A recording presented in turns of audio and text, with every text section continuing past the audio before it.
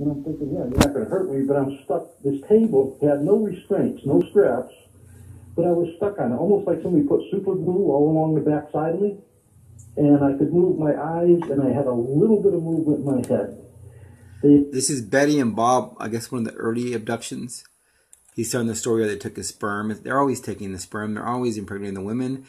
People don't seem to realize, look at, there's all these star symbols showing up from the last time the star people were here, which has to do with child sacrifice. It's always vicious, but they don't seem to think with millions and millions of missing hybrid babies, that it makes logical sense that they're running our government, even though our government's out of control.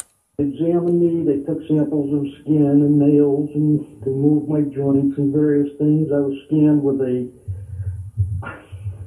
something similar to an x-ray machine that scanned me from head to foot. And when they were done, I was put back in my vehicle, and as I said, I arrived at the beach 2.5, 3 hours later than I should have. Well, that stuck with me for a long time, and it wasn't until I met Betty in Florida, which is a whole another trip that was highly unusual, that she introduced me to some of the MUFON investigators. I'll put the link down below this. And that's when I underwent some hypnosis to find out what happened to that 2.5, 3 hours. And that's when the rest of the story came out about the examination. And I don't often mention it. They took sperm also at the same of course. time. Well, that's not uncommon. As a matter of fact, when Captain Solace finally broke his truth, he was very...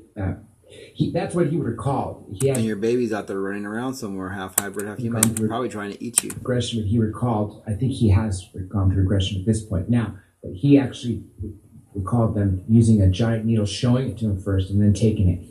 But before we go on further, Grant has another amazing question. I was hoping I could ask Betty and Bob one more time when you answer, if you could speak a little bit higher, getting a little more feedback from the listeners. That they... You mentioned that you basically had sort of the same sightings starting about the same time. I've heard you tell the story. Can you sort of get into the story about how you may have been put together with Betty in terms of the trip to Florida? And which leads to the question, do you believe, the two of you, do you believe that you have some sort of mission that you were put together and you have some sort of mission to achieve here on Earth? Well, I know our meeting was highly unusual. It actually started in 1944 when a craft came in. I was at my grandmother's house. I lived there then with my mom because my dad was overseas during the war.